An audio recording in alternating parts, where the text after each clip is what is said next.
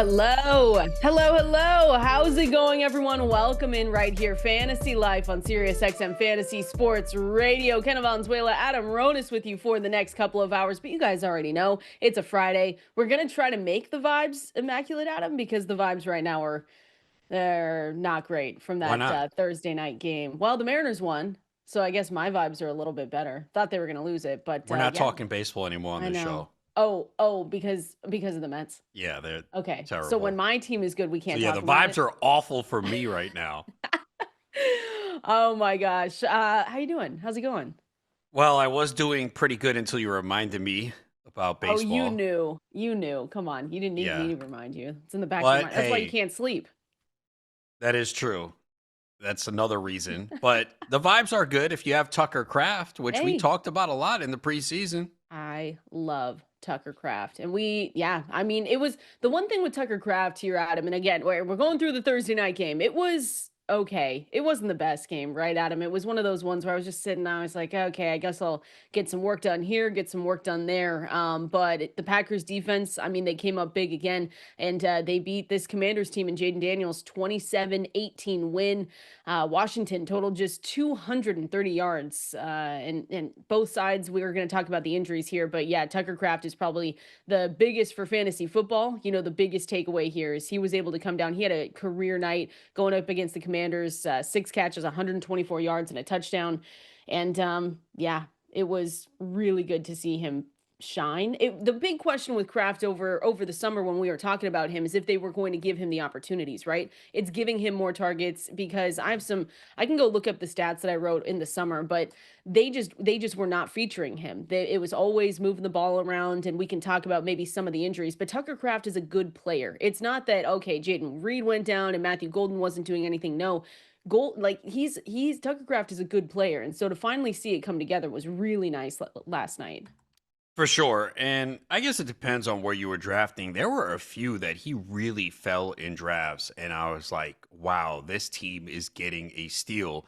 And the reason why in some of those leagues I didn't get him is because I took a earlier tight end and I would watch him Mhm. fall and fall. And I was always like, should I take my second tight end now? And I was like, nah, I can't do it. Like, for example, the last draft that we were in together, I had Tyler Warren. So Kraft was there. And I was like, I don't want to take a second tight end now because I don't like to flex a second tight end. I just think unless it's an elite tight end, then I don't want to do it. And the elite tight ends go early. But look, Yeah. we do the everything was there as far as yards after the catch and the skill set for Kraft. And you saw it. I mean, him breaking tackles, getting open on these deep passes, and led the team in targets with 7. That's the one thing that we are talking about a lot with Green Bay is they spread the ball around so much. But they also did mention they wanted to get the ball in the hands of Kraft more. And hopefully, what we saw last night was the beginning of a really good season for him. It'd be Uh, amazing. yeah, and then of course, some targets may be opened up now with the injury to Jayden Reed. Yeah, that one's brutal. And I found that stat. Green Bay last season, 24th in rate of targets to tight ends. And then this season, we had him projected, I mean, even still 16th in projected targets to tight ends. So it wasn't amazing, but hopefully it's getting together. And yeah, maybe it gets together now because unfortunately we had injuries on both sides here for the Commanders and the Packers in this one. So Jayden Reed was able to what he had three catches, 45 yards and a touchdown against the Detroit Lions, and then comes into this game, was ruled out with less than 5 minutes into the first quarter, and it looks like he's heading to IR. It's a fractured collarbone. They said he's out for the foreseeable future, but the team expects him to return at some point this season. But just a brutal blow for someone that was already playing with the foot injury. And he didn't, I mean, we talked about it. He didn't look awful last week. I figured that he was, not going to be out there as much, that it was obviously going to impact him, the foot injury. So for him to have to come down with this injury now is just, yeah, it's brutal. But like you said, more targets should open up in with his injury and with him going down. But yeah, just brutal for him. Yeah, they're saying the team hopes he could be back in 6 to 8 weeks, but Okay. that is saying a lot. I don't know if I would count on that. But yeah, it gives an opportunity now for Kraft to get more targets and for Romeo Dobbs, Dontavian Wicks to play bigger roles. And some of us Every hope Matthew Golden as well, who Everyone but Matthew Golden. I don't know. I yeah, was I still screaming. think it should be yesterday. fine. Now he was overthrown, underthrown. Should have had a touchdown, and Love underthrew it. Another play he could have connected with him. Only 2 targets. Did have 2 carries for 15 yards, but you got to figure he's gonna get a little bit more involved. But again, the issue with Green Bay is just they spread the ball around so much. Love had a good game, completed 19 passes. But yeah, you hope that it's better for Golden. But we said yesterday you couldn't start him. Yeah, no. If you could help it, you shouldn't have started him. Same with really, I mean, Jayden Reed, we had been saying that. So it was really you were looking at Tucker Kraft, you were looking at Josh Jacobs, who, 23 carries, 84 yards, and a touchdown. What's the streak at now? 11, right? I think it's 11. 11 Yeah, straight. Let me find it. I was reading it this morning. I think it's 11 or 10. I think it's First 11. And first then Packer to score a rushing touchdown in 10 consecutive games. okay, Yeah. That's pretty good. it is. And he was anywhere from minus 220 to minus 200 to score a touchdown. So you would have to had to parlay that. Jayden Daniels finished the first half with just 49 passing yards. And by the end of the game, it got better, obviously. But man, yeah, that Packers defense really, really came to town. We've talked about them before, being able to go out and get Micah Parsons. That's a big deal. And I know I tweeted yesterday, I wanted to see how many people were starting Ja'Cory Krosky-Merritt, whether by choice or just because they kind of had to based on where they were drafting him. Because we talked about this, Adam, he was getting really expensive towards the end when it was figured out, you were paying a pretty good price. And so he can be people's RB2. So I was tweeting, I said, hey, who's starting Ja'Cory Krosky-Merritt? I was hoping not that many people were, but some, had to. And the running game, I mean, they got the running game kind of going with Ja'Cory Krosky-Merritt, Ekeler, Daniels combined for 51 yards. So not really. And then we didn't talk about the Austin Ekeler injury. He left the game 5.5 minutes left in the fourth quarter, non-contact Achilles, which is really disappointing for Austin Ekeler. And it's just it was tough to see that. Yeah, and we kind of knew it immediately. You saw it and you knew, and that is unfortunate.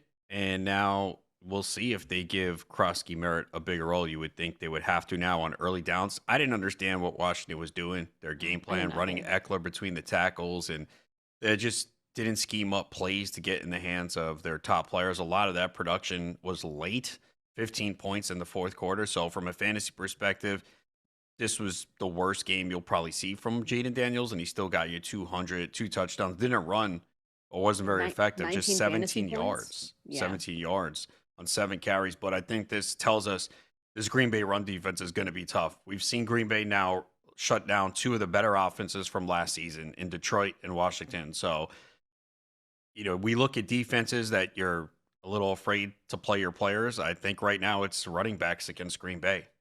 Yeah, it's tough. And like I said, if you started JCM Bill, you were disappointed. You were disappointed through the whole thing, but he had 4 carries, 17 yards. Austin Eckler obviously got injured, but he had the 8 carries, 17 yards, and then Jayden Daniels 7 carries, 17 yards. So just not a good night over there. And just I don't know, the receivers as well. Like Zach Ertz was getting involved. He had 6 receptions for 64. Terry McLaurin had 5 for 48. And Debo Samuel continuing to just get looks, and he led the team in receptions in this game, 7 for 44 and 1 touchdown. Zach Ertz also found the end zone in here for this game as well. So yeah, or Terry McLaurin led in targets though, 9 targets, 5 receptions. Yeah, Ertz with 8, Debo with 8. So that's what you want to see from Yeah. them. Those are their 3 main guys. But Daniels attempted 42 passes with them playing from behind. Uh, Debo Samuel, I thought might get more involved in the run game. I was looking at his rushing prop. It was 3.5 yards. I was like, why is this so low? Well, I found out why it was so low. I didn't bet it, but I was eyeing it. I was like, this looks pretty good. But uh, we found out why it was so low. Yeah, overall, just I mean, it was a Thursday night game. We were kind of it was like, hey, we like when football's out here. We enjoyed it, but just overall, you are not happy with the injuries. Hopefully, again, Reed went on to IR, so he's going to miss minimum 4 weeks. They're saying what was the timeline that they said that you had said? The They team had hoped 6 to 8 weeks, but you that should probably seems kind of just optimistic at this yeah, you point. should probably just expect to really not have him, which is unfortunate. But like you said, maybe that opens things up. Are you going to the waiver wire? I think that's the big question that I saw, being asked around because of what we've seen from the Packers. We know that they're just going to continue to get everyone involved. Tucker Kraft is going to be rostered, but Dontavian Wicks had 4 receptions. You had Romeo Doubs with 3. Matthew Golden, we don't need to talk about, but are you going to the waiver wire because of this injury and saying, well, maybe I can pick up a Wicks or a Dobbs, or not really? I mean, you can just for the bench with bye weeks coming up. I think Green Bay has a bye in week 5. Yeah, Let me they check. actually do. Because I was looking at that with Tucker Kraft. I was like, damn, I got to get a tight end When do early in we? the Yeah, yeah, season. yeah. Ugh, So man. yeah, they have a bye, I believe, in week 5. So yeah, when the bye weeks come, in deeper leagues, those guys are probably on rosters anyway. Maybe Wicks could be available, but I mean, look, the tree got a little bit more narrow. So, but it also depends on if they're going to have competitive games. Next week they're at Cleveland, and then they're at Dallas for the Micah Parsons Bowl. So, and then they go on Micah bye. Parsons Bowl. I like it. You should go I to that think they're game. just limiting Parsons so he gets ready to play full reps against Dallas on that Yeah, I was gonna Sunday say night. I saw he got more this game, so I obviously. wonder what the pregame theme is going to be in that game because there's really no storylines there. No, no, none. Nothing's happening between those two. Did you see the murals during the game where they Yes, I were showing did. them? Yeah, Thank you, Jerry. Did that make you cringe yeah. a I little mean, bit? look, my Okay. sports teams are just filling me with joy right now, so everything is good. You can be a Mariners fan. Mariners fan. It's not great. It's not I the mean, I'm best. rooting for you. Hey, thanks. I appreciate it. But No, I I've think. always liked the Mariners. I Oh no, really I have know. You've because actually, I'm yeah. a Ken Griffey Jr. is one of my Yeah, who favorite isn't? I players. mean, it's a team that you can't be. I mean, you just got to feel sorry for us at some point. So we're like Jets fans. It's like, ugh, we're sorry. We're hoping that you get through your seasons, but man, it stinks. I will say too, Jayden Daniels, for what it's worth, it being a pretty just not great game for that team, the Commanders overall, but Jayden Daniels still being able to get you 19 fantasy points, it kind of just proves our point home of why the dual threat rushing quarterbacks are just so good to have on your team. And so I think I saw that he surpassed RG3 for the most rush yards in a quarterback's first 20 games in NFL history. So 19 points from Jayden Daniels, not the best showing, but still getting you 19.7 ESPN scoring. You're happy with it. Yeah, I mean, and he did it without even adding on the ground. So Mhm. again, against one of the better defenses. I know it's only 2 weeks, but from what we've seen with Green Bay, it looks like this defense is going to be a They, problem, yeah, they look legit. especially on the ground, because this final score is not indicative of this game. If you watch this game, was there any point that you felt the Commanders going to win? Because I No, didn't. I thought they should have. I was surprised that they kept it so close, to They be were lucky honest. it was 14-3 at the half. Yeah, That no, game I felt agree. like it was 30-3.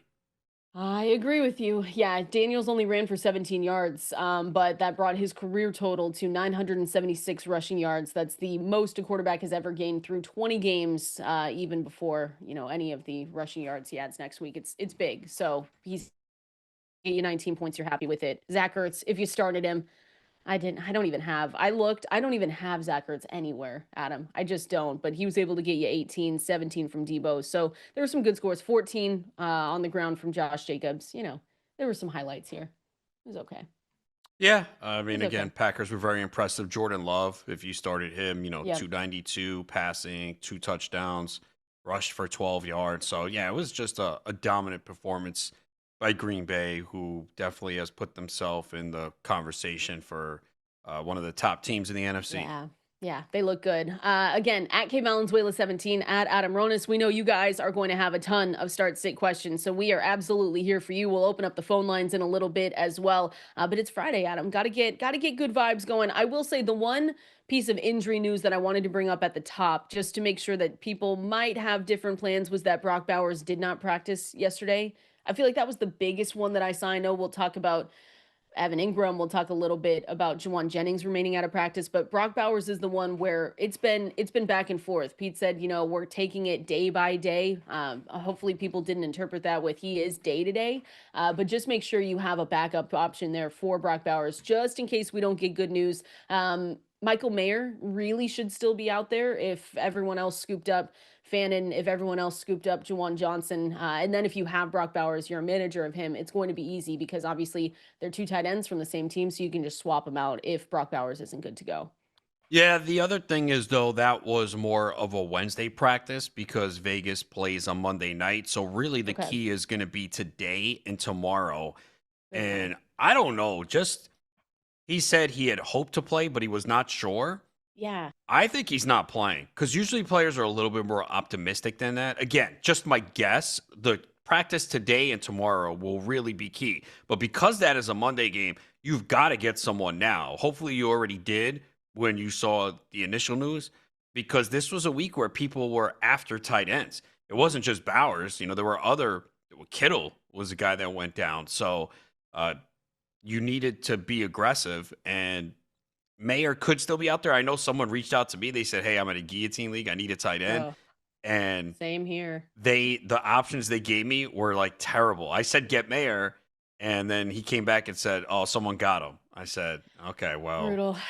I think it was Yeah. like Noah Fant was the next best Oh, option." Look, gross. when Maybe you're like in that range of tight ends, what you're hoping for is a touchdown. And Fant did play more than Gesicki last week. yeah, he did, and he scored last week as well. Right. So it's a weird. That's why I say though, if you're guillotine leagues, you might be out of luck. I have Brock Purdy, and I was waiting for good news, and now I went to the waiver wire, and it's gross out there, Adam. It's just not fun. But at least with Mayer, because it's a good call out. They play that Monday night game. But at least with Mayer, obviously it's not a 1-for-1. Michael Mayer is not Brock Bowers. He's not going to give you, the same amount of maybe he will, but usually same amount of fantasy points. They're just not the same player, but at least on the same team. So if we figure it out and it's a little bit later, all other teams have played, you can just switch him out 1-for-1. And honestly, the utilization was good for Mayer when Brock Bowers left the game. It took 40 or 70% route participation, 30% of the targets, 7.8 total PPR fantasy points. I know that's gross and a low fantasy point total, but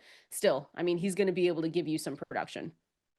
Yeah, Be if you're careful. in a guillotine league and you're looking to plug in a quarterback or tight end, what you just hope is you get enough this week to get by, and you know that there'll be more players coming off the waiver wire from the team that's chopped next week. You just need to survive. Yes. Survive week 2. I might there's one where I might not. I had to start Golden because it was just the best of a bad situation. Ooh, Adam, Well, just you got, what did you get? 15 rushing yards? So you got 1.5. yeah, I got 1.5. It's perfect. There's I going to see be my people getting zeros this week. oh my Jayden gosh. Reed got a Hopefully. zero. Oh, brutal. Yeah, it's bad. My quarterback situation is bad. Anyway, we'll keep talking through guys that you need to go and pick up. We're going to continue monitoring the Friday news for injuries incoming for week 2 as well. But we're going to continue on here, Adam. We've got a ton to talk about today. So we're going to head into some of the rankings, risers, and fallers, our start sig questions as well. We're going to do that coming up next. Fantasy Life right here. Kendall Valenzuela, Adam Ronis with you on this Friday, getting you ready for all things week 2 in the NFL and for obviously your fantasy football squad. So make sure if you can call in, if you want to call in, we're here for you. 888-963-2682 or press that new call in button on the Sirius XM app. You can also find us at K Valenzuela 17 at Adam Ronis over there on X. I see some questions coming down, Adam, so we'll make sure to answer all those flex questions that I know a lot of people are going to have today because there's some interesting matchups when we're about to start breaking it down. But I'm curious, really right now, with our thoughts to start things off with Rome Odunze and our expectations for him. We've talked through rankings, risers, and fallers for the last couple of days. But inside the top 36 at FantasyLife.com, consensus rankings going up against the Lions, and so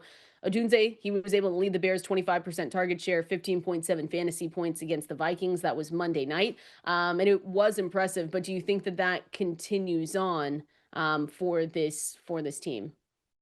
Yeah, I feel pretty good about him. Again, I thought Caleb Williams played pretty well. There were some obviously inaccuracy and misses, but overall, it wasn't too bad. And I felt that it was going to take time anyway. It's a new Okay. offense, and just it would you needed patience if you were invested in the Bears offense. And again, it looked good early on. You were feeling good, and then it kind of tapered off a little bit. But also, Minnesota's a really good defense with Brian Flores there and the scheme they run. So it's not easy.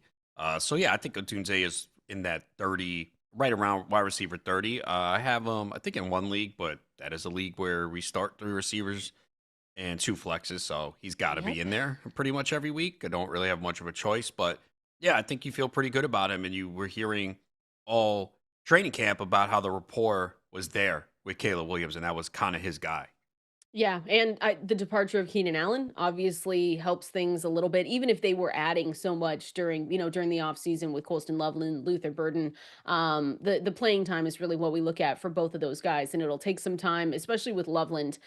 So I think now, if there was any time, now is the time to do it for Rome Odunze and just kind of solidifying himself as one of the better passing options for the Bears. So I agree. Mid range for me, wide receiver 3, but he does have, like, he could spike, right, Adam? We would not be shocked if we came in Monday doing an overreaction. We're like, hey, he still looked good. So I really like him this week. What are you thinking about this game? What's the line on this game? Chicago Bears at Detroit. Is it 6.5? Yeah, Detroit is favored. All right. You Remember, and I. so there was a lot of panic with Detroit last week, right? People looked at that team and said, "Oh boy, Ben Johnson's gone. Is this an issue?" I think after watching Green Bay again, you might say, "All right, we'll give Detroit a pass. Let's see how Yeah. they do this Fair. week." Because that Packers defense, again, it's only 2 weeks, and people do this all the time. Oh, they're so great. Let's see. There'll be bumps along the road. There'll be teams that get to them, but you have to be pretty impressed of what you've seen with the Green Bay defense so far. And let's see what Detroit does this week at home. Obviously, there's a lot of motivation there, Yeah. and they need to show something for sure because that was a dreadful performance offensively last week. Colston Loveland, someone that should be on the bench for week 2. It feels like, Yeah. unless, and I'm in the same position, right? Loveland is a low end tight end too. So if you can avoid it, definitely do. For some teams, me included, like, he might just be my best option. But if you can avoid it, definitely do it, because the worst fears is that Loveland is playing behind Cole Kmet.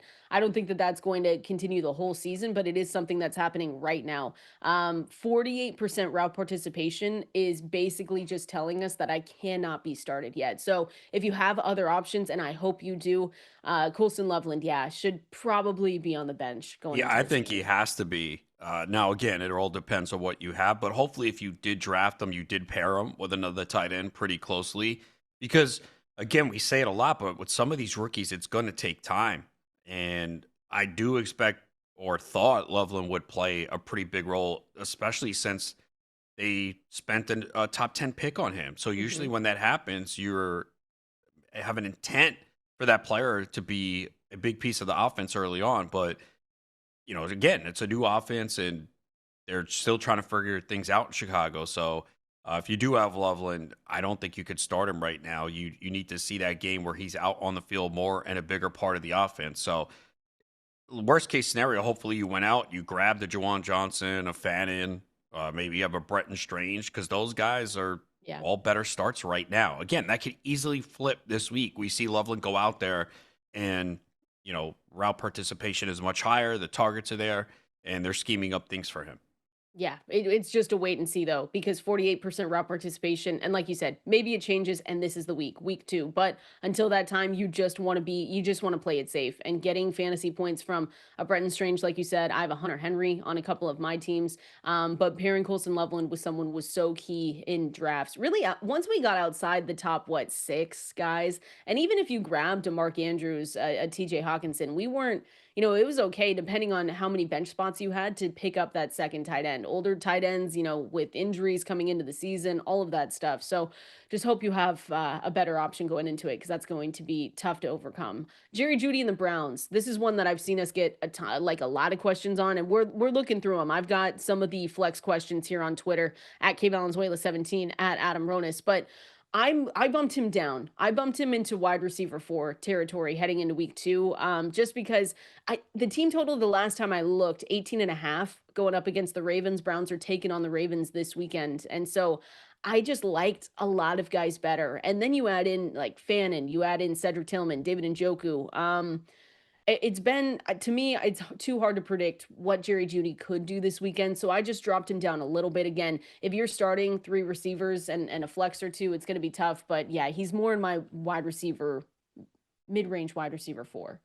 I agree with that, and I think Cedric Tillman is way closer to Judy than a lot of people think. If you go look at what Tillman has done his last 5 full games, he's been right there with Judy, if not Yeah. better. So the one thing I will say is the matchup I'm really not that worried about against Baltimore because we saw last week Baltimore could not stop wide receivers. And this same thing happened last year where at the beginning of the year, they were really bad against the pass. And then, like midway through the season, they turn into this top defense. So it feels like that is happening again. It was Buffalo, but we also saw the Browns have a lot of success last week. And I know it was the Bengals defense, Yeah. but I don't think the Browns are going to be able to run the football. So they're going to have to pass a lot. I think you're looking at 40, 45 pass attempts again from Flacco, and they're big underdogs here. So I think the receivers could put up numbers. But when you're looking from a rankings perspective, yeah, you can't really have them in the top 30. But I like Tillman. I think I like Tillman Tillman too. could have a better year than Jeudy. I don't think that's crazy.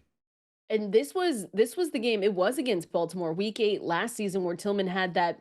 He had a big game against them. He got 7. He had 7 catches for 99 yards, 2 touchdowns in that game. Not to say that it's the same year in and year out, but I'm just saying we know that the Ravens are going to score points, right? So that's the one thing that we know the Ravens are going to do. They're going to make the Cleveland Browns try and keep up with them, and they hopefully are going to be able to do that. But I don't think it's crazy to say that about Cedric Tillman, Jerry Jeudy. We've got a segment later on, but Tillman's one of my favorite flexes this week if you have him, because it almost feels like a cheat code. He was wide receiver 18 last week, 5 Yeah, of 8 I targets, know 58 yards, and a I touchdown. started him in a league. Oh, I think it was the GST because yeah, Oh, I had no nice. Addison and no Kirk, so I was down and I said, "All right, Tillman's my Hey, guy that's a good problem to have. I'm gonna be for now." totally honest Yeah, with for you. now.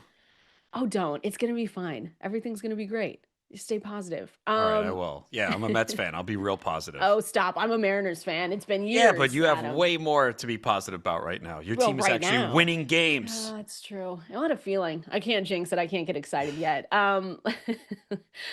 Michael Pittman, how much are you downgrading Pittman for this week? Again, the Colts are going up. You've heard us talk about this all week. Everyone listening, Colts are going up against the Denver Broncos. We know that's a tough matchup overall. Mid-range for me, again, kind of in the same place as Jerry Jeudy. Mid-range wide receiver 4. Broncos were able to limit Calvin Ridley, 4 receptions, 27 yards, 8 targets over last weekend, week 1. Yeah, if you can avoid it, feels like an avoid situation. Oh, yes. I know it might be tough for some people, but it is Patrick Surtain, and we know what Yeah. he does to top receivers. Really did have a couple drops, could have been a little bit better. And look, there might be a couple of times where they get Pittman away from him, but you would think most of the time that's what's Surtain's going to be on Pittman. So, yeah, Yeah. you really have to downgrade him for sure. And Daniel Jones against this defense. So, look, it's a big test. This is I'm intrigued by that game. I want to see what the Colts can do. I mean, the Denver is 1.5 point favorites on the road. I think most people believe last week was a product of them playing an awful Miami defense. So let's find out about the Colts this week. It's probably not going to be good against that Denver defense. That's my guess. But yeah, Pittman is coming off a big game, 6 catches, 80 yards, and a Yep. touchdown. So Pittman was a value in drafts. Like you are feeling good after you saw week 1 where Yeah. Pittman was going. And I think probably part of the reason why Pittman was staying in that late range was the potential of Anthony Richardson starting. We all knew that Daniel Jones would at least give these receivers a chance. Yeah. And he did in week 1, but that was against an awful Miami defense. That is just one of the worst cornerback situations in the NFL. Yeah, I agree. I think it was more the chance that Richardson was going to take over for the team and be their starting, QB1. And we've all talked about the completion percentage. We know how bad it is. So we always downgraded the receivers when he was in there. When he was out, we would say, okay, well now we can upgrade every pass catcher for this Colts team. So a little bit of a difference here coming in with Daniel Jones. But yeah, if you can avoid this one, it might be a tough one going into week 2. I've got a start sit question here for the flex. Says need one Hollywood Brown, George Pickens, Calvin Ridley. And a lot of these players are the same flex questions that I see a lot today, Adam. I'm thinking Hollywood Brown in this one. Going up against Philly, though, Calvin Ridley is going up against the Rams. And then George Pickens, are you going to say Pickens going up against the Giants? Look, yeah, probably, I think, yeah. Okay. Look, I know Pickens wasn't great week 1, but he went against Quinyon Mitchell, right? He was on Mhm. him most of the time. He did have a play. He was open. There was a pass interference. He might have caught the play. Pickens is going to have some big games, and I think it could happen this week. Hollywood Okay. Brown, yeah, Philly. Uh, Look, Xavier Worthy, I don't think he plays, but there's a chance that he does. He was on the practice field yesterday, I which was know, but did you stunning, right? see his shoulder, how Yeah. big and wrapped up it My was? guess is I he don't doesn't play know. this week, but I do think it's at least a good sign that maybe he returns in week 3. It's definitely a good sign, but if they say he's playing out there, how confident are you in starting him? Because I'm Oh, that's not. brutal because I'm Kelsey might take him out again. Oh, you're Stop. right. There could be a. Could you imagine if that happens again? We would, oh my gosh. No, it's not gonna happen again. But I just, and again, where he's going in, where he was going in drafts, his average draft position was not one where you would say, I've got better options here. So it's a big blow if he isn't able to go, but if he does go out there, I'm still nervous at him to put him in a starting spot. So I have him in 2 leagues, and right now he's on my bench. But I did that. I guess I always set like a preliminary lineup, but like even so, what I do is like on Thursday, I just go through my teams. Anyone playing tonight? Nope. Okay, cool. And then if Mhm. someone is playing, put them in, and don't stress it until Saturday or Sunday because we're still waiting on a lot of news. Yep, So, true. and that's why I don't understand when people like panic all the time to set their lineups like on They're not Thursday. panicking. They're just, Yeah, they getting are. excited. Okay, They but just you set them and then they revisit them on Saturday. you need the most information, and we We have a do. lot of incomplete right now. Like with Xavier Worthy, if he plays, I don't know. I would have to hear more detail on it, but I'm leaning towards no right now because all it's going to take is one big hit, and teams know he has a bad shoulder. Exactly. So, or if he lands wrong, so there is definitely risk. But I'm thinking he doesn't play and maybe returns in week 3. But we'll have to see what happens in practice today. And we're going to continue. Like I said, we're always going to look at the practice reports, see what we can get during this show. We're going to continue going through start sit questions. Got some tougher ones here. Want to talk through, Aaron Jones, Isiah Pacheco, maybe a little bit of RJ Harvey and our expectations for those guys and more players here coming up next. Introducing the 5-year price guarantee from Xfinity. One internet price, 5 years guaranteed. Life is unpredictable, but the price of your internet shouldn't be. Get a reliable price for a reliable connection. And by all in, we mean all in. Get Wi Fi equipment and unlimited data included. Change is always happening. RB1s seemingly never repeat. 2030s fantasy wide receiver one may not even be in college yet, but no matter what changes in 5 years, the price of your internet will stay the same. So make sure you go and learn more at xfinity.com. Restrictions apply. New residential customers only. Taxes and fees extra and subject to change. Oh, appreciate everyone hanging out with us here today. We see all your questions coming in. We are here to help you at Valenzuela 17 at Adam Ronis, going through some more start sit questions going into week 2. I see one here from looks like Jake Stranger Pitts this week. He said we make his morning at work enjoyable. I love that. He's talking to me, but no, I'm kidding. If you think that, sure. That makes I you feel actually better. I actually think it's Pitts this week, right? Yeah, I Even know that's even if very you have difficult for you to say. Hey, listen, we always like to I was transparent with how much Pitts I have. It's 0, but you have to know when to move guys up and down your rankings even if you weren't I was not high on him coming into this season. Even if you have and we did get pretty good news on not only Darnell Mooney but obviously Drake London. Even if those guys are good to go, you're still looking at Pitts as a top option this week with Michael Penix. Yeah, I think London likely plays. It was good news that he was back on the practice field Wednesday after leaving the game with the shoulder injury in the fourth quarter. Mooney, I'm not sure yet. Now, he did return to limited practices last week and then didn't play week 1, and he's still been limited. I would like to see a full practice today. Obviously, a better chance that he plays this week, but Yeah. yeah, that game is Sunday night. So as long as we don't get the dreaded game time decisions, then I think both could play. Definitely feel better about London, but yeah, Pitts look good. Like he finally looks healthy again. That first Yeah. week. No, definitely. He's my tight end 12. And to be honest, probably after this show, I always go and do an update to my rankings. I'll probably move him up into the 10 range. So I would say, appreciate you asking, but I think it's definitely Kyle Pitts going up if it's compared to Brenton Strange. Although Strange Continuing. does have a good matchup this week. Oh, no, I do like him, but Yeah. it's not really, I mean, if it's between those two, Hmm. I still kind of would go Kyle Pitts. Where do I have Brenton Strange ranked this week? Yeah, he does have a good matchup though, going up against the Cincinnati Bengals. I got him at 15. Okay. Yeah. Harold Fannin right there too. Hopefully that works out. All right, continuing on here. I wanted to ask you about Isaiah Pacheco. I can't remember if we talked about him in a break or if we were on the air where I said, "Hey, how worried are we about Isaiah Pacheco?" But week 1, it was ugly. Like you were not happy with what he had. 5 carries for 25 yards, 2 catches for 3 yards. Is this a game going up Kansas City Chiefs going up against the Eagles for week 2? Is this a game where you say, "Hey, I have to sit," because he looks like maybe the lead in a full-blown committee, and that's just something we cannot have with our starting running backs. Yeah, it was not what you wanted to see in week 1, especially since Andy Reid was talking him up in the offseason, how good he looked, and the situation where they really didn't do anything at the position. Like Kareem Hunt just doesn't look good. They keep giving him the football. I don't know why.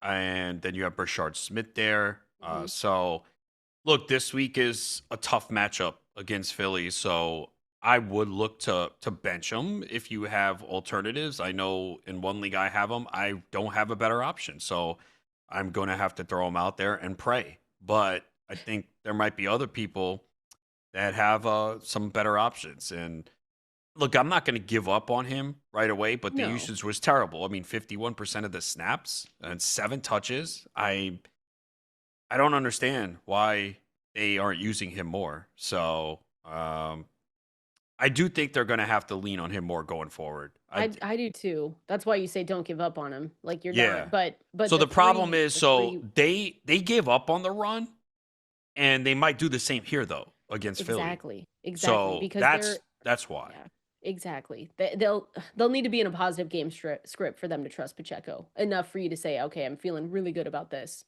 Uh and 3 guys rotating is just again the worst case scenario. I think he's more in an RB3 territory again.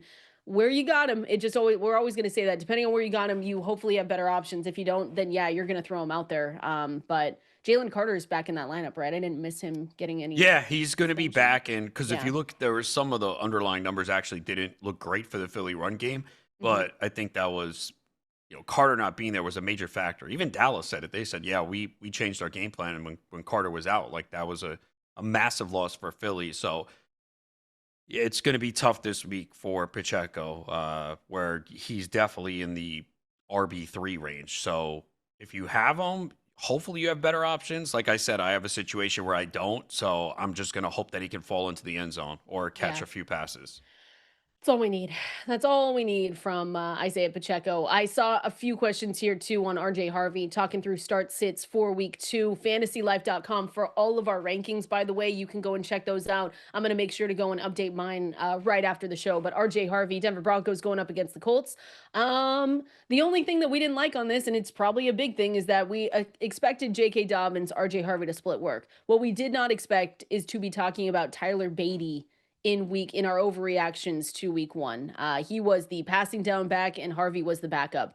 Yeah, it feels like you can't start him until we see that change, right? It's he ran 6 times for 70 yards last week and he had that really nice 50-yard run that we saw. So we know there's flashes. We know that he's talented and going to be more talented than Tyler Beatty, but for right now if Sean Payton continues to work him in like this, it's really hard to be able to upgrade him in the rankings and say, "Yeah, you can trust him in week 2."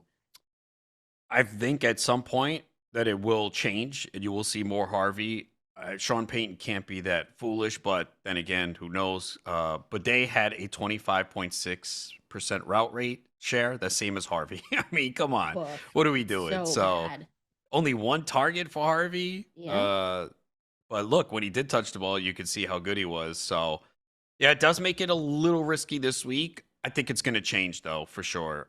But yeah, he's got to be in that RB3 territory where you might have drafted him as your RB2 and you're going to have to wait. But I would be patient and think that it changes. Then again, Sean Payton can be a Don't little say it. crazy sometimes. So Yeah. He's getting up there with guys, coaches that hate our fantasy teams. He is getting yes. up there. It's not there yet. We're not talking Arthur Smith, obviously, but it is one of those things where you shake your head and say, why, why have RJ Harvey in that role? I got a question here from Kyle, Tyrone Tracy, or Isaiah Pacheco for week 2.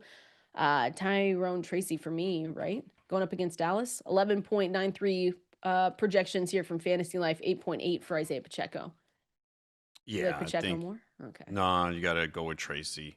Yeah, I agree. I agree on that one. Again, fantasylife.com. We've got that start sit tool. If you're busy at work or doing whatever you're doing today, you can head over there. And it's the start sit tool presented by Xfinity. But you know, you can sync your league, which is amazing. So you can go into the scoring system and we'll push out who we believe is the best start or sit for your week 2 decisions. Going to continue on here, Adam, talking through, of course, more of the tough decisions that you have heading into this week. I also want to know survivor picks. Which teams do we think are good enough, that you should risk your survivor picks on? We're going to talk through it next. Happy Friday, everyone. So excited to be here with you guys, talking through everything at fantasylife.com, making sure we get all your questions answered for week 2, and hoping you're going, 2-0, Adam, in some leagues? Maybe your own one. That's okay. We're going to get you that first win, and it's going to be a great week 2 for sure. Who's your survivor? We're in a few things together here, but we've got Survivor Bowl, we've got pick'ems that people talk about here. Who are your picks this week? I think I'm Okay, going with trying to the steal my picks. Okay, I no, no. got I you. mean, no. We've got 3 different entries. I can't steal all of them. I think I'm Are going to you go with your Cowboys though this week.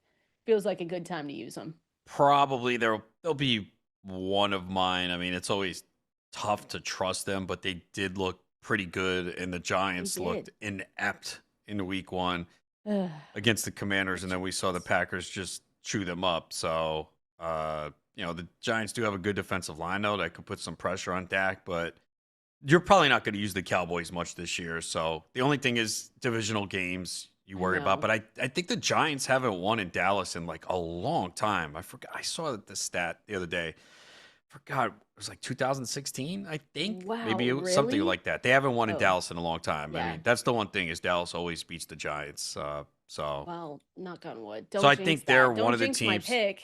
Come on. Baltimore, a lot of people, I think they'll be popular, but I think others are going to say, Really? you know what, I want to want to stay wait. away. Yeah. Yeah, I want to wait for the Ravens.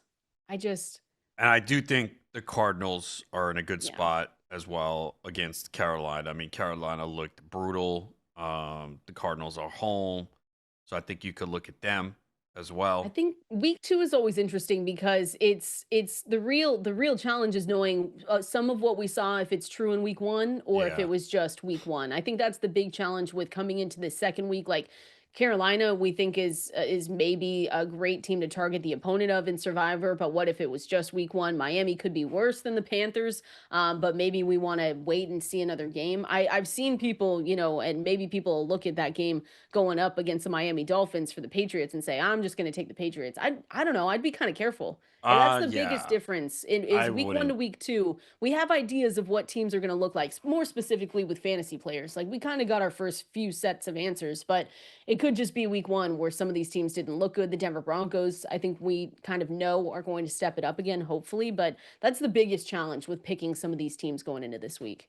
Yeah. Some of the top money line teams are Ravens, Bills, Cardinals, Cowboys, Lions, and Rams. So I think you'll see most of those teams. I think the Ravens will be very popular, but again, a lot of people are going to say, let me save them. They're one of the top Yeah. teams and want to wait on that. Bills are on the road, and the Jets were pretty solid offensively last week. Uh, Cardinals, again, I think will be popular at home against the Panthers. They did have to escape at the end against the Saints, but it was a road game. Cowboys, we mentioned.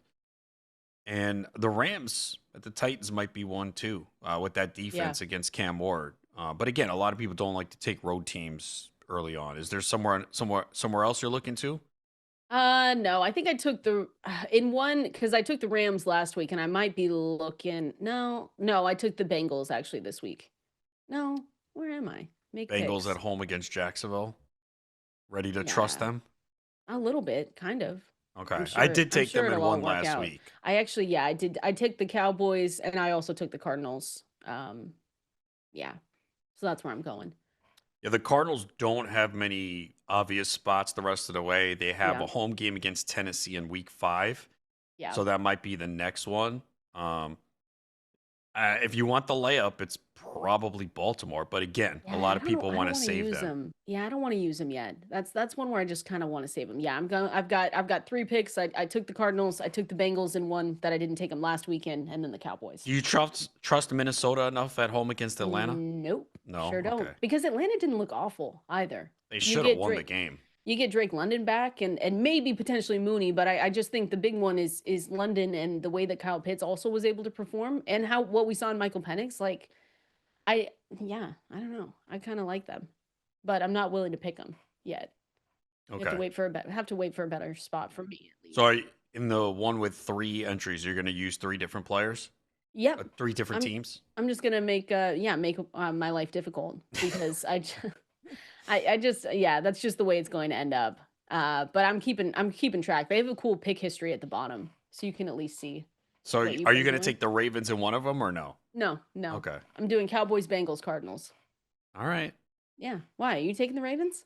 Actually, I Oh, always put them in initially. I don't think I did. wow. Yeah. You're a day behind. You weren't gonna take anyone from that game No, last I night put them anyway. in already, and then I just go back and see if I want Yeah, to and change. change But it. the Cardinals are definitely one of them.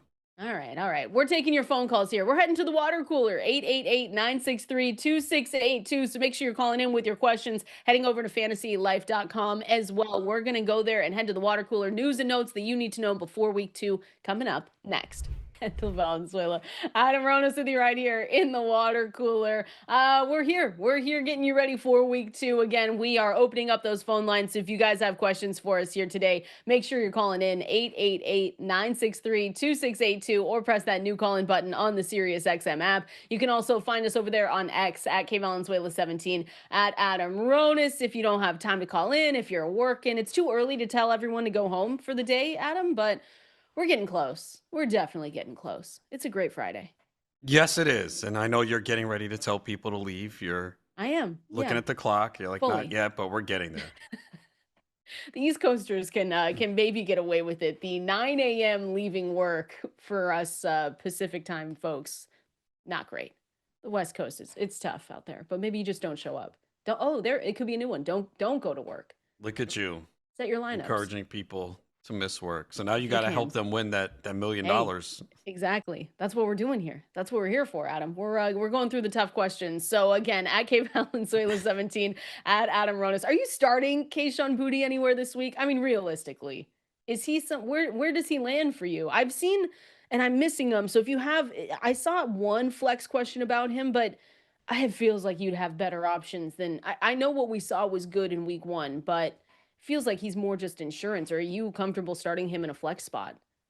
In a deeper format, maybe, because again, he finished the season strong last year. He's a wide receiver 4. I do think we'll probably see Diggs slowly increase his snaps and targets, right? So, Yeah. but Oh it my feels gosh, like we'd hope so. he's a big part of the offense already. Like Drake May definitely has a good comfort level with him. We saw it late last year, and there was some buzz late in the training camp from some New England reporters about Booty. So, look, I think there's a chance you could. I just my bet is still on, like you said, my bet It's Miami. It's long just a term. matchup too. I Like know, I know. My bet long term is still on Diggs and hopefully Williams, Kyle Williams, the rookie as well. But I don't know. I thought the same thing going into the year. I don't know. 83% route participation, target share at 19%. It's not amazing, but I get it. I get it. Going up against Miami, that's what they've shown so far is that they're a bad team. Yeah, especially against receivers. So they really struggled against receivers in week 1. So again, this started last year for Booty from week 16 to 18. He had a 21.3% target share. Yeah. No, you're right. You're right. We'll see if he's able to. We'll see if he's able to do it again. Again, at K Valenzuela 17, at Adam Ronis on X, 888-963-2682 is the phone number to call in. Going through some of the news and notes, it looks like the Eagles plan to get more than one target this week for AJ Brown. If we believe them, that's a Might get whole 2. different it's a whole different conversation. Oh my gosh. I think that was the more frustrating night. I would have rather them just that late target that he got. It felt almost rude. It was just like, here, here you go, fantasy managers. How about one? But they did come out and say, oh yeah, the plan, obviously the number one guy is going to be AJ, Devontae Smith, Dallas Goddard, and this was their offensive coordinator. They're going to get the targets. Again, seeing updates, haven't seen one yet today for Dallas Goddard, but err on the side of caution that maybe he's not going to be good to go for this matchup. But yeah, wouldn't it be nice, Adam? One more target to AJ Brown would be phenomenal. Thank you. So it sounds like Dallas Goddard's not going to play. He didn't practice Wednesday or Thursday. We'll see today, but I'm getting the impression he's not going to play with this sprained knee. So we have seen in the past when he doesn't play, both Brown and Smith go off. Because the one good thing is they don't spread the ball around. This is not Green Bay. So with A.J. Brown, you just hope that he's healthy. He's saying he is. He had that hamstring issue that kept him out of most of training camp. And, he wasn't open. But it didn't seem like he was running full throttle either. So you're probably going to play him, obviously, if you have him. And you're just hoping that it gets better, especially, too, with, extended rest since that was a Thursday game. And this is a matchup everyone's looking forward to, a rematch of the Super Bowl with Kansas City hosting Philly. And Philly, a 1.5-point favorite on the road. Wow. Nice. I hope it wasn't, again, we overreact on Mondays. I just hope it was a bad game, right? That he just wasn't, AJ Brown wasn't supposed to be involved in that because he was a non-factor again. And I was reading that Dallas did play zone coverage 85.7% of Jalen Hurts' dropbacks, which obviously we saw it forces the ball more underneath. But yeah, if you have AJ Brown though, that's the thing. Where he was going, the middle of the second round, you're playing him. It's just you kind of have to. Oh yeah, I He's in think that spot. It's just I'm trying to remember. I know I have him in at least one league. I don't know if it was I've got two. him. I definitely have him Yeah, in one, but yeah, mine's I'm 2. starting him. Mine's in 2, and I'm just gonna hold my breath and hope that it's better. But yes, again, if you have Dallas Goddard, make sure you hopefully already did go to the waiver wire. If not, I think someone that could be left, and I'll say him again, is Michael Mayer, because I expect Fannin to be gone in most leagues, unless Juwan you're Johnson's in a probably shallow gone. league. Yeah, Juwan Johnson's probably gone. The Brenton Stranges of the world are gone. So don't look back at last week. I know Noah Fant scored a touchdown. He might be enticing to some people, but I think there's if you can pick up Mayer, the only risk there is that Brock Bowers is good to go. Then obviously his utilization goes down. That's a Monday night game. But you definitely want to pick someone up if you haven't already. If you are a manager for Dallas Goddard, that's just the one thing. I would think a lot of people don't have Goddard as their tight end one. In almost every draft I went, he was really falling down the draft board. I only took him in one, and it's because he really fell. Because I really don't love Goddard for fantasy unless Smith or Brown are out. Now, he benefited last week because, like you said, they were playing a lot of zone, and they just went over the middle. That's all Hurts was doing was over the middle, and it was Goddard. And it took 7 receptions to get 44 yards because he's a guy that's not doing much after the catch. But I would think that Goddard was not your tight end one. At least I hope not. I would hope not either, but you never know. Sure, It's just one yeah, of it's those things. possible. You never know. Might be a name thing. Might be just people wanting, But the the Eagles Mayer on their thing is team. tough if that's what I you're looking know. for with Goddard. Like to me, Mayer's only if you have Bowers because unless we get concrete news on Bowers saying he's out like today or tomorrow, Which we then won't. We won't get that because of because they're on Monday night, like you I said at the know. beginning of the show. So the But if DNP, because Bowers he didn't does practice nothing, yesterday. tomorrow, then you would have to believe he's not playing. Even today, if he doesn't do anything today, wouldn't you believe that? No, Or because today is today's the their Thursday essentially for the yeah, Monday today's night their game. Thursday. Yeah. Ugh, It gosh, wouldn't be a that's good tough. sign, obviously. And again, just hearing his quotes, I don't think he's playing because players are usually way more optimistic. Yeah, I'll be out there. He was like, I'm not sure. We'll see. I hope to be. That's not a good sign. Dalton Schultz, I guess, could be out there. Jake Tongues, is that his name? Tonges Uh, from the yeah, he did have the 49ers? I mean, touchdown and is the Saints, but look, I you're like if we're talking about George Kittle being out, then I guess we do kind of have to. That would be a sicko start, yeah. Look, there but might be some people could be like an option. tight end was hit hard this week. I mean, that's insane. Like the tight end. I mean, Bowers and Kittle already. I Like know, I know. what? It's really bad. It's really bad. Uh, Mason Taylor's even questionable this week, right? I haven't seen an update on him. So it's just you've got maybe it's a K Otten week. Ugh, yuck. That's I Monday mean, night as if well, you but get points for percentage of snaps played, Otten's good. He's always above 90, I'm but just trying to give you what is better than I mean, Jonnu Smith is even 36% rostered. So he might I not even be out there. yeah, I mean, he would be a better option than all those guys just mentioned. Dalton Schultz, he's only 12% rostered in Yeah, Yahoo leagues. I don't know. I hope you don't have tight end troubles. Look, It's hopefully tough. you figured this out when your waivers ran. Mhm. Because even if you had Bowers in, you knew that he had a knee issue. So Yeah. hopefully you did something to back him up. Going on and continuing again, we'll get to your phone calls here. I see some of the questions coming in over on X, so we will get to those start sit questions as well.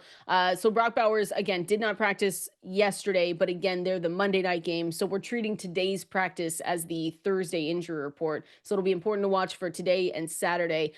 Tight end Evan Ingram, he was practicing in full on Thursday for the Denver Broncos, so that's good news for him. And I will say, Juwan Jennings, I saw that he wasn't at practice on Thursday either, which is big because he left with that injury in the fourth quarter. Or, yeah, fourth quarter, did not return. MRI CT scans revealed that there was no significant damage. It was his left shoulder. But that's another one where if you have Juwan Jennings, you might want to look around at different options because he's been banged up. And that one, they're saying, hey, he could be good to go, but I'm a little bit nervous about him.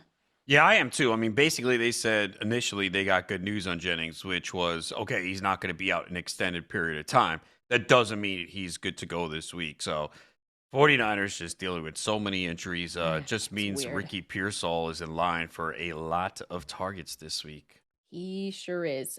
We mentioned this at the top of the show, but bringing up Xavier Worthy again, limited participant in Thursday's practice. There's, I think, two sides to this conversation, Adam. It's really good that we saw him on Thursday. It's really good that they're saying he does not need surgery to repair his injury. So for the rest of the season, it's like, okay, so that's better news than him being out, placed on IR. We're missing him for a minimum 4 games, and it's a shoulder injury. But I'm still nervous about if they say he's good to go for week 2. I'm looking at other options. He was wrapped up. His shoulder was just, I mean, we talked about him potentially being in that brace, and then he was wrapped up. It just doesn't. It didn't look comfortable, and so he could manage to play this week. But I think that's a positive sign overall for the season. I think you should try and look for different directions if you have Xavier Worthy. Yes, and you likely already did. That game was Friday. We saw that, and if you had Worthy, you were bracing for an extended absence, if not possibly the entire season. So Mhm. immediately, you were not counting on him for the following week, and hopefully, when you attack the waiver wire, you had that in mind. So if he is out there, great. If worst case scenario, it seems like he could at least return in week 3. Maybe not this week. Maybe they go, okay, you know what? We got to be cautious. It just happened. Maybe he's still in some pain and they wait until week 3. But I would prepare to be without him. And even if he goes, there's obviously some risk there as well. You know what sucks is their receiver Jalen Royals being out during all this Yeah. too. I always it's always a sit and wonder kind of question. But if Royals wasn't hurt with he's recovering from a knee injury and he also he did not practice yesterday as well. Man, if he was healthy, I wonder how much we would be talking about him right now. But we're not because he's not healthy, but he could have helped his team. Yeah, I drafted him in a couple best balls and I did too. I do have him in a very deep format as well. So I've held on to him because again, there's not much on the waiver wire in those deep formats. But Yeah. yeah, he's got to come back soon though, because if not, Rice will come back and then it'll be tough for him to Oh, to really play a factor at all. yeah, if we see I mean, if he's good to go after week 6, it's gonna be yeah, it's gonna be tough. But I am too holding on to him as well, and just in case he is able to get healthy and get that knee injury figured out. That's what you want with some of these deeper receivers. I feel the same way about, and we've mentioned this, but Kyle Monungai, there was a quote from Ben Johnson saying that he needs to, quote, call more runs and make sure Kyle Monungai has more carries going forward. Again, we know DeAndre Swift, he was played out there and he handled, I think, how many many plays did he have? But he was out there. He was obviously the lead guy, something we knew. But Kyle Monangai is still a good receiver if you can hold on to him. I know we're getting into the part of the season where these injuries are just going to make you have to cut some guys that you might not want to, but you have to make room on your roster. But yeah, Monangai could be one that's just like a sneaky sleeper play midway through the season, back half of the season. Yeah, right now you can't. What do you have? One No, reception you last can't. week. But the other thing is too, though, we did hear Ben Johnson leading up to the season say he trusted him, and Yeah, then he gave him 9 snaps, no carries. So he's got to earn it. we'll I see. don't And know. then Roshan Johnson potentially could be back soon too. If What was maybe his injury? What's was it a his? knee? Yeah, maybe. I don't know. I just think that yeah, I just think that it's smart to just hang on to them just in case you see something bad coming in through Well, it DeAndre was a foot Swift. injury for Roshan. He was Okay. limited in practice yesterday. Yeah, So it's not good. Not good. All right, we're going to start taking questions and some phone calls here. 888-963-2682 is the phone number to call in. I've got one here from Gary saying, "Who do you start in the flex?" This is on X, by the way, at K Valenzuela 17, at Adam Ronis. So we've got half point PPR here. Adam Pacheco, Kenneth Walker, or DJ Moore. Gary said he did have Kraft last night, so that worked out. Yeah, I would say that worked out. I think between Kenneth Walker, Isaiah Pacheco, DJ Moore, and the flex, I'm probably going DJ Moore in this one. yeah, me too. At this Can't point, look, Kenneth Walker? Oh man. 41% of the snaps for Walker last week, 59% for Charbonnet. That's definitely a backfield we're keeping an eye on this week to see what happens. But yeah, DJ Moore would be the one that I feel more safe about. Yeah, I agree. And that's I can't believe we're saying that. Week 2, Adam. Okay, because Kenneth Walker and Charbonnet are tough starts. Because even though we did upgrade, I upgraded at least Charbonnet because of what we saw in his role. But the splits, you can't justify it. It's a really tough start until someone really emerges. It's going to be difficult with how they split those snaps in week 1 if they do it again week 2. It's the worst case scenario here because even if you took Charbonnet round 8, round 9, right, you felt good Mhm. about what you saw, but it's still a split, still using both backs. So Yeah. if they're each going to get 10 to 12 touches, it's just not what you want. So going up against Pittsburgh, although the Jets ran over Pittsburgh last week, which was surprising. We know Seattle wants to be a team that focuses on the run. But yeah, it's tough to start those guys right now. And there might be scenarios where you kind of have no choice. You don't have Yeah. better running backs. But if you have the option for DJ Moore, yeah, I would go with him. And maybe you see DJ Moore also get some carries out of the backfield, which we have seen. Yeah, that would be nice for sure. We're going to I see one more question here. Should the Saints defense be the number one defense to stream going against Mac Jones this week? We haven't talked much about our expectations for Mac Jones. I mean, we saw him a lot last season in Jacksonville. So would you look at the Saints defense and say, I'm gonna pick him up if I need someone because of Mac Jones being in there, or not necessarily? No. How can you say that they're I the don't know. top defense to stream? I mean, again, Mac Jones was I think solid it's last year. I think it might be the Rams this week. I mean, the Rams are a Rams, good one. New England Patriots, I think could be depending. Again, Yeah. I don't know if the Dolphins are going to. You think the Dolphins are going to be that bad? They're playing at home. I know. And they always play well at home against New England early in the year. So I would say Miami does better offensively this week. Yeah. I actually the opposite of this game for San Francisco. I would actually look at the San Francisco 49ers. I don't know if they're Yeah. readily available, but they I see are 36% rostered. So kind of the opposite of the question. I think anyone that's facing the Saints is probably one of the better streaming options. So if you can go out and get the San Francisco 49ers, maybe that's one. And the Rams. I think I picked up the Rams this week as well. Yeah, the Dolphins.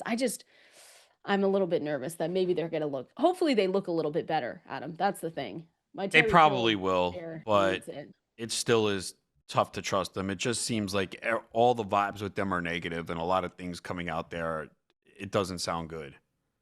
Let's go through the biggest week 2 questions. Again, we're going to keep the phone lines open. If you guys want to call in, 888-963-2682. And we are over there on X at Valenzuela17 at Adam Ronis. Everything, though, you can find is at fantasylife.com for start sit questions, our projections for week 2, and everything else in between. Our rankings, all the best articles, 100% free. Make sure you use that code SXM20. That gets you 20% off any tier 1 or tier 2 fantasy Life Plus subscription. The biggest questions heading into week 2, Baker Mayfield is a guy we have to talk about. How worried should we be about Nico Collins, Daniel Jones? Can he keep it together? We're going to go through all that and much more next.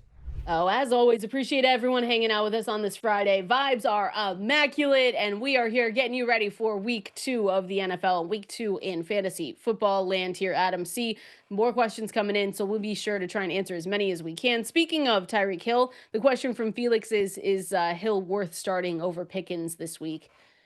I think the answer is yes, but you're not going to like it.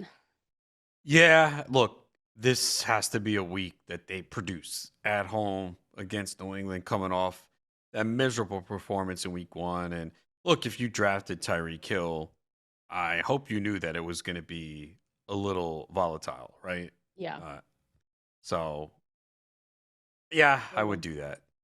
But you're not going to like it, right? You're just going to submit the lineups and you're going to close your eyes and just not watch the game because it could be that they can't be that bad, right? That's Yes, the they only can. thing that yeah, they could be. That's the only thing that I'm sitting back on is, hey, maybe they're not that bad, but maybe they are. Appreciate you sending that message in, Felix, again, at Valenzuela17, at Adam Ronis over there on X. I saw a lot of questions too this week about how long Baker Mayfield can keep this going. Because we saw the stats from last week. Emeka Egbuka, 2 touchdowns. Adam Ronis has decided to say that he's going to get 3 touchdowns this weekend. Have you put that in a bet slip yet? No, I have not. I'm waiting for you to Oh, contribute. You said you what do you wanted to want? do a parlay of What do you 2 want? players with 3 touchdowns. So, Oh, that's right. Well, you're Egbuka, the and one who's the other that's, one? oh gosh, I don't know. If it's Kyle Pitts, then I'm just done. I'm just gonna walk away and just be Well, done. then if it is Kyle Pitts and we use him, then you'd have to buy a Kyle Pitts jersey. If wow, jerseys are expensive though.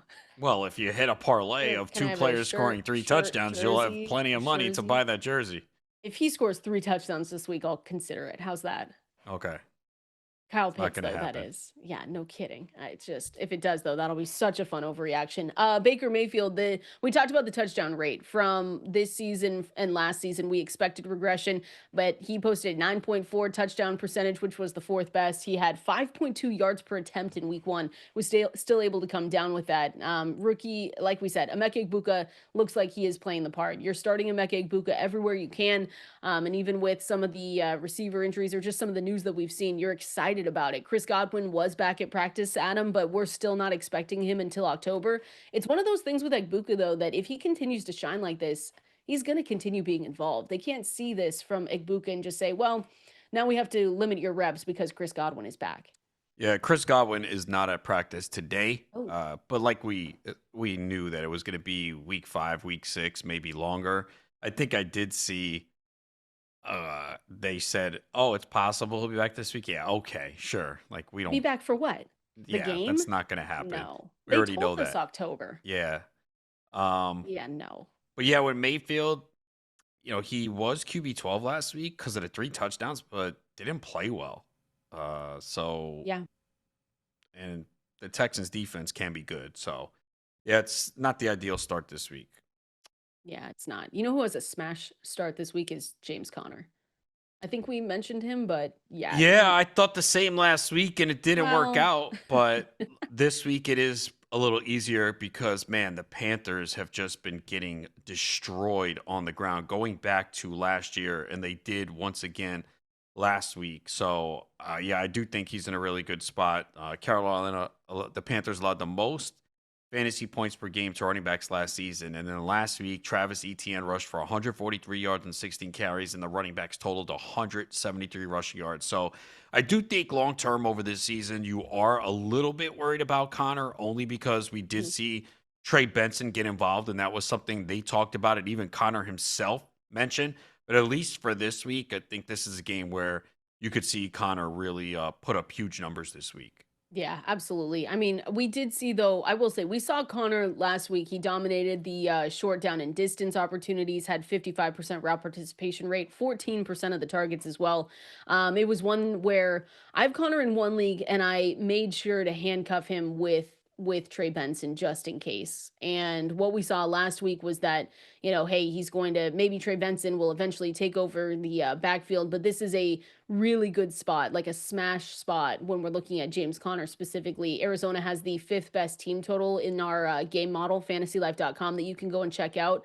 And yeah, it was just one of those things where you look at what Travis Etienne was able to do last weekend, 143 yards, average 8.9 yards per carry. And so you're excited to start James Conner, at least for this week for sure. Same with Yeah, it's a very good matchup, and I expect them to go off.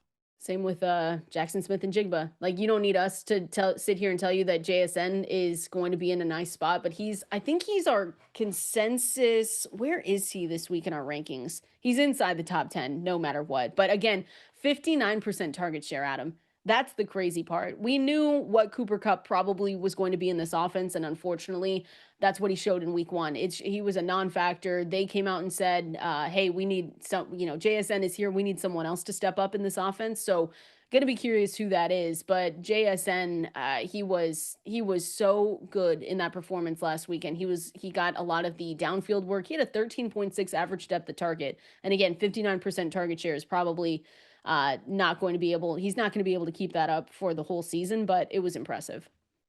Yeah, and look, if you were able to get Smith and Jigba late second, early third round, you're feeling really good because he was one of those polarizing players where I think some people were like, nope, this offense is not good enough. And others were like, well, who else is here? He's going to get all the targets in this offense when they do throw, no matter how bleak you think the offense looks. So Yeah. you're feeling really good about Smith and Jigba right now. All right. You want to go out to the phone? I know you want to go out to the Of phone course I lines. Of do. Come course you on. do. 888-963-2682 is the phone number to call in. Let's go out to Sam here in Wisconsin. Sam, what do you got for us? Hey, thanks for taking my call. So last weekend I laid an egg because I had Prescott, Jamar Chase, and Kenneth Walker. I didn't score 15 points combined. So on Tuesday I moved Walker to like a flex position, and then I also moved London, but it looks like he's going to be okay. So my question is, do I start Walker? And I heard you say I shouldn't. But my options are Braylon Allen, Ramondre Stevenson, Pearsall, or Keyshawn Butte. And Pearsall worries me because I'm a Patriots fan, and I remember Mac Jones, and it wasn't good either. No, appreciate you calling in here, Sam. I think it is. Is it not Pearsall though? I think it's Is it the Pearsall, answer yeah. that he doesn't I want, mean, but we have to say? I understand, but does he remember what Mac Jones did for Brian Thomas last year? Right? It So, looked good. yeah, I'm going to go with Good enough. Pearsall, and especially with no Kittle and Jennings potentially being out, just the volume alone on targets, and they are going up against the Saints. So, yeah, it's Pearsall for me. Yeah, I wonder what his projections are. He has to have really good projections this week for us at fantasylife.com. I see the weekly, just regular median is 10.4, but the Xfinity best score is 23.51. Obviously, that's best case scenario if everything goes right for this team. But you still do like the utilization report. He had a 73 utilization score last week. He's rostered basically everywhere. So yeah, you wanna start him, even if he gives you we all have those players, right? We're like, oh, I can't get the worst case scenario out of my head. Ricky should be good. Yeah, I have him in a lot of leagues, and I'm starting him. All right, let's go out and continue some of these phone calls. Let's go out to Steve in New Jersey. Steve, what do you got for us? Hey, how you guys doing? Thanks for taking my call. So when you guys were talking about Xavier Worthy, is he getting better or not? Well, since he got hurt, I picked up Hollywood Brown on waivers last week, and I could use either DeAndre Swift or Hollywood Brown in my flex position this week. What do you guys think? Ooh, well, it's good that you picked him up, and I was trying to get him at him, and it didn't work out for me the whole time. But Hollywood Brown, between him and Swift in the flex, where would you go? I think I actually lean Swift a little bit, but I could be swayed. I think if Worthy's out, it's probably Hollywood Brown. I mean, just look at the targets he got last week. And, Yeah. Philly has had issues with their second cornerback, as we saw last week. So, I think I would go Hollywood, especially if Worthy's out. If Worthy's in though, would you still go the Hollywood Brown? I just I how need more. much I how need more much detail work? on Worthy, like to see is he gonna like how bad is it? You know, Yeah. I really wonder how much work that he's going to get in there. That the I don't Bryce think he that plays this week. I think he returns week 3. okay. It's just a So guess. then Again, I Hollywood don't for know for sure. sure. Yeah, yeah. No, it makes sense. I'm just nervous. I am a manager, obviously. Do you have much Worthy? I can't remember if you came I away have with I any. have 2 redraft leagues. I thought it was Okay. 1, and then I went back and I'm like, oh wait, I got a 0. Damn it! I forgot I had him in that league. So It's yeah, I always have so fun. 2. Always so fun when you figure it out later too. You think you're safe, and then all of a sudden you're like, "Oh, I'm not." It's great when you find out the player, oh, wait, he had 25. I forgot he was on this team. When you look and you see, oh, wait, I have this guy and he had a 0. Yeah, that's the worst. Yeah, it is. It's not fun, but hopefully better days ahead. Appreciate you calling in there, Steve and Sam. We're gonna continue taking phone calls here. Last one. I've seen this question come through for us too. Are we concerned about Nico Collins? I think the more concern isn't necessarily Nico Collins. I think it's the offensive line and CJ Stroud. I mean, I put a bet that CJ Stroud would kind of be more in the middle of the 2 seasons that we saw. His rookie season was phenomenal. Last season, we all know what happened, and it wasn't good. I thought maybe the play from him to start the year would be right there in the middle, but it didn't. I mean, it didn't look good, Adam. It was one thing. You're not necessarily worried about Nico Collins. You're worried about the environment around him.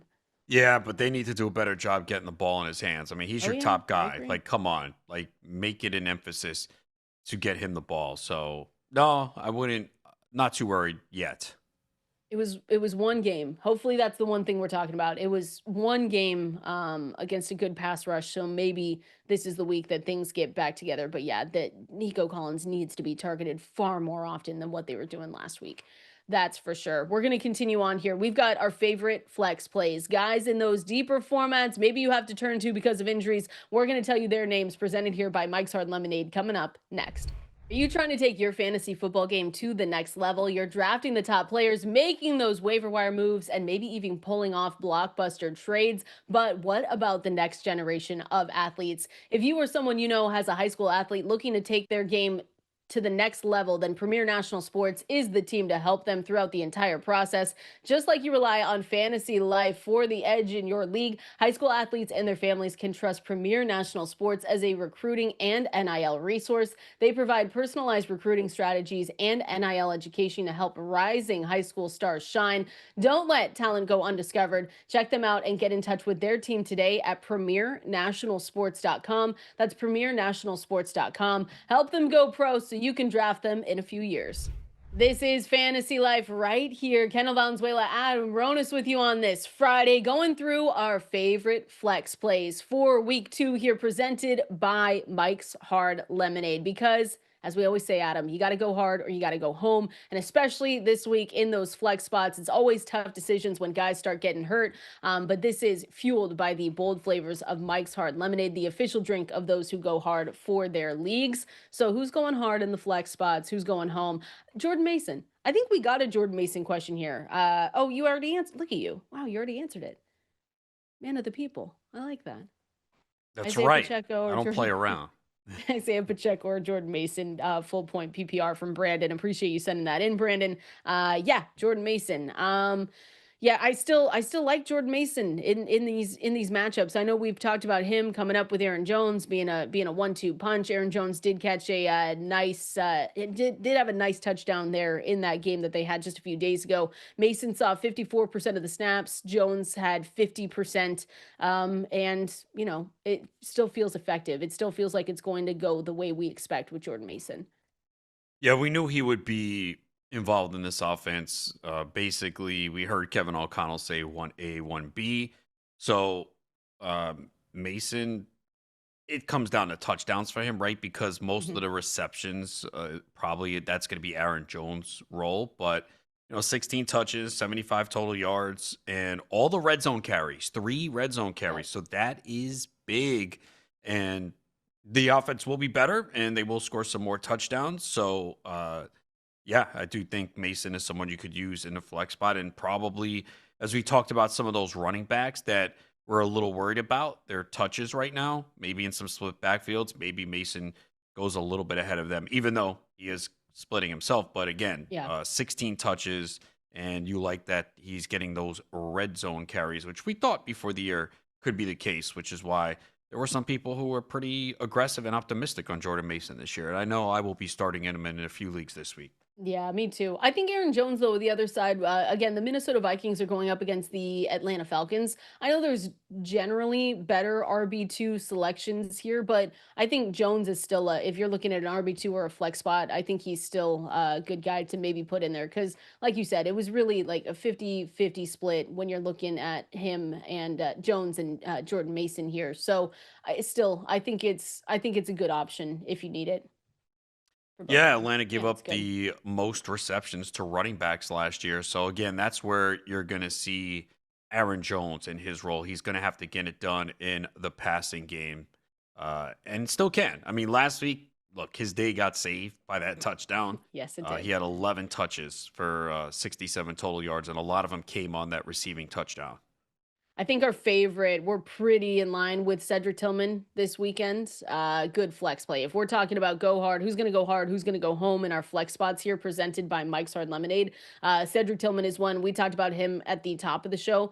Wide receiver 18 in week one, though. Adam, you were saying that you kind of like him to have maybe more of a, not more of a role, but do just as well. People talk about Jerry Jeudy, but Cedric Tillman is one where you probably got him later in your drafts, and he was good in week one, 5 of 8 targets, 58 yards, and a touchdown. It just feels like that could continue. Yeah, 17.8% target share. Again, there's competition there with Jeudy, Njoku, and Fannin, but I also think you're going to see this team pass a lot. Don't think they'll be able to run on Baltimore.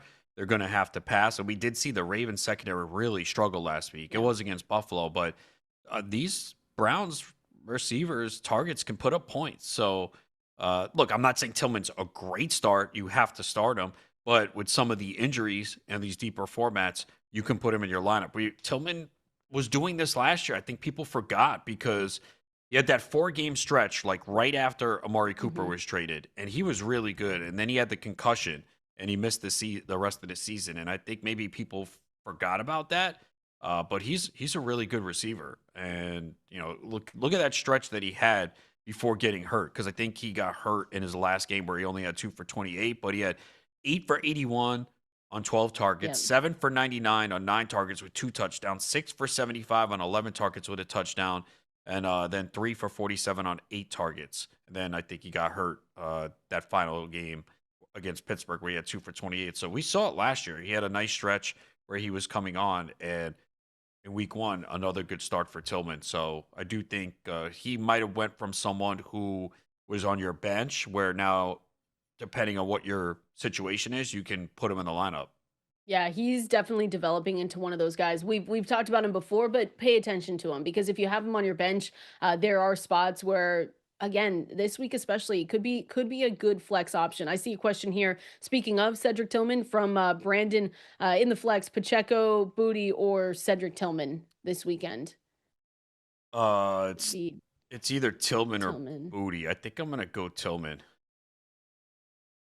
I was gonna make a joke, but I didn't. I Go stopped ahead, do myself. it. No, no, no, no. I'm good. You're right. I I should was always thinking about I it should too. always No, choose Booty. You're right. stop. Get out of Okay, here. I'm going Booty.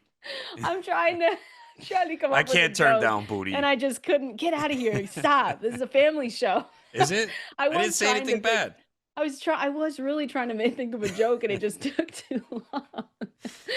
Oh my gosh, so I was dumb. trying to be good, and then you made I know, me I'm become sorry. bad. I just said, hey, we can make a joke. Last one here that I did want to ask about is Stephon Diggs for the New England Patriots. I don't know if he's in the good flex category yet, but the matchup this week again, New England Patriots are going on the road facing the Miami Dolphins, who couldn't stop anyone last week. So I think that's the other part of people asking Stephon Diggs flex questions is I get it. I mean, Daniel Jones looked really good last week. Michael Pittman had a big game.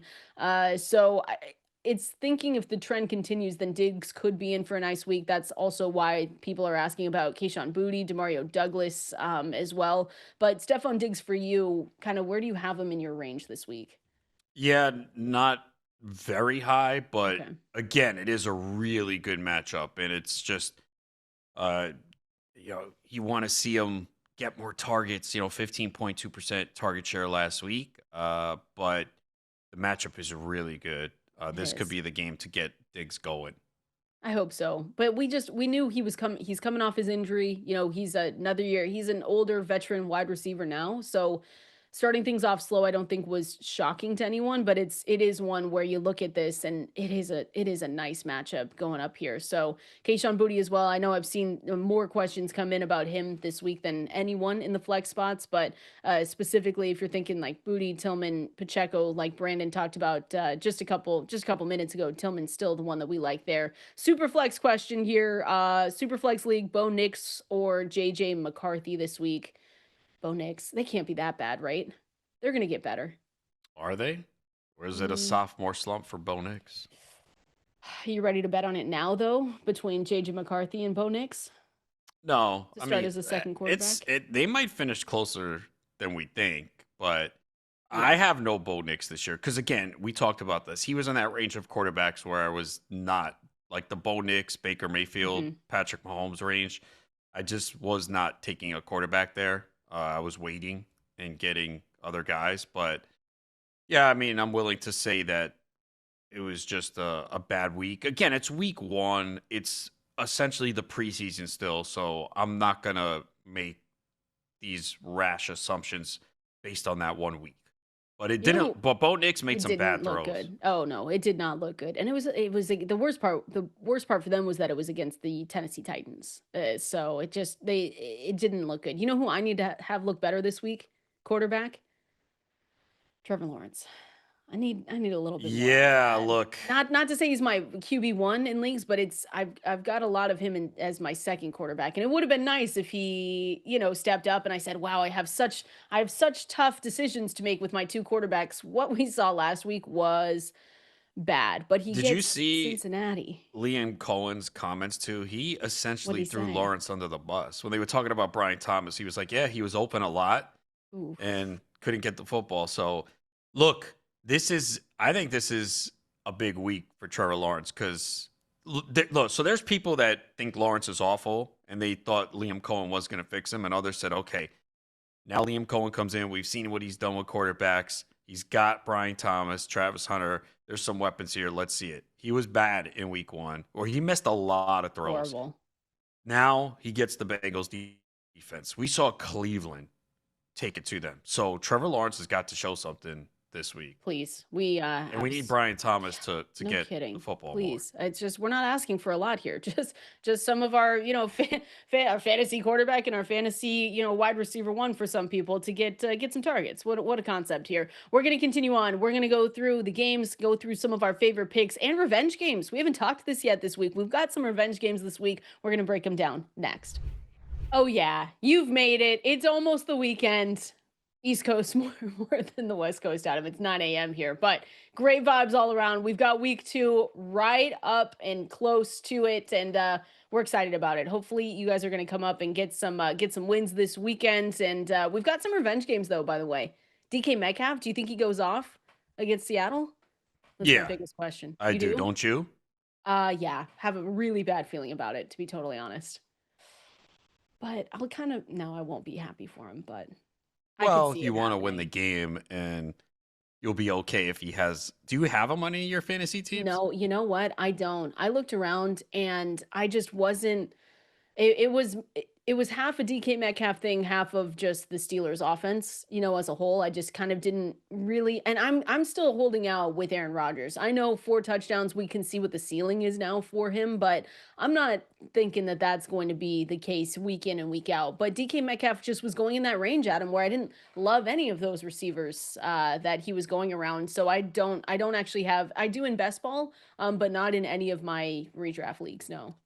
Yeah, I only have him in best ball as well. Definitely do not have him in redraft. It was just, and it wasn't that I didn't like it. It was just there was a range of receivers where there were some other guys I liked a little bit more. But I wouldn't be surprised if Metcalf had a really good year. I mean, he dealt with Sauce Gardner last week. Gardner was on him a lot. He only had 1 reception when Gardner was covering him, but he had a 23.3% target share and had 4 catches for 83 yards. So. Yeah, it's a little bit of a tough matchup, but I think the volume Just a will be little. there for him. I think he gets Reek. Woolen was shadowing Pearsall last week, and And he was not good. no, it was. That's why I'm He a allowed a little bit more 75% nervous. catch rate. Pearsall didn't have any trouble going up against Reek, so it was. I'm hoping that maybe the revenge game kind of lights a fire a little bit on him. I don't know, but it is going to be good for DK Metcalf. I do just hope that we get good fantasy because we have not gotten great fantasy production out of him from his career standpoint. Like he has never been that guy that just breaks away and gives us those really high-end wide receiver one finishes. And I don't know if that's going to be the case now with Rodgers and the Steelers, but at least in this game we know he's going to be extra motivated, so he should be good to go. In this game, Calvin Austin, I know some people picked him up, and there are a little bit of injuries, right? If you have a Xavier Worthy, you're kind of waiting down to the wire. But Calvin Austin, do you think, again, it's really an Aaron Rodgers question, like 244 yards, 4 touchdown passes. You think that's sustainable enough to be looking at Calvin Austin as a startable receiver? I don't want to play him this week again. I think last week he benefited from Metcalf dealing with Sauce Gardner. I do think he was a pickup in deeper formats like the 20 round leagues. He was probably one of the better options on waivers this week, which is not saying a lot. It was not a good week off the waiver wire. But no, I think you probably have better options this week. Yeah, I do too, but he was still a good pickup though. We didn't get a lot of receivers. Yeah. Oh my gosh, the receivers this week. If you needed a receiver, a running back. Kenneth Gainwell was like the hot pickup in the leagues with 20 roster spots. How awful That's where we are. I'm scared for the week 3 waiver report that I'm going to write because it was kind of bleak last week. So that means, she's doing it again, guys. She's rooting for injuries. Look at that. What are you talking Very about? You said it for your waiver wire article. You needed more injuries. That's what you were insinuating. I just said I'm we not heard looking you. forward to it. What are you doing? Get out of here. We heard what is you. this? It's all right. It's all Get good. out of here. I would never say that. Who you taking in the rematch? Eagles, Chiefs. Chiefs at home. The Chiefs underdogs at home is so appealing, but they are kind of banked up. I lean towards the Chiefs right now. Okay. Ooh, can't bet against them, huh? Well, I mean, that didn't want you in the Super Bowl if you bet right. Appreciate everyone hanging out with us this week. Good luck in week 2. We're going to continue, taking some of your questions over there on X, but make sure you go to fantasylife.com, sign up for that newsletter, use that code SXM20, and we will see you same time here on Monday.